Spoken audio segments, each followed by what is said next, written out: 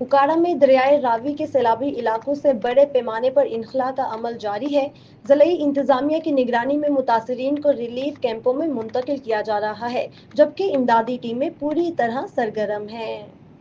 اکاڑا کے دریائے راوی سے ملحقہ سیلابی علاقوں میں خطرے کی پیش نظر بڑے پیمانے پر انخلاء کا عمل جاری ہے۔ اسسٹنٹ کمشنر چودھری رب نواز اور پیرا فورس کے اہلکار ایویکویشن آپریشن میں سرگرم ہیں اور متاثرہ افراد کو محفوظ مقامات پر منتقل کیا جا رہا ہے۔ ضلعی انتظامیہ کے مطابق جدید ہائی وے مشینری، ریسکیو ٹیمیں اور دیگر ادارے ہنگامی حالات سے نمٹنے کے لیے ہمہ وقت تیار ہیں۔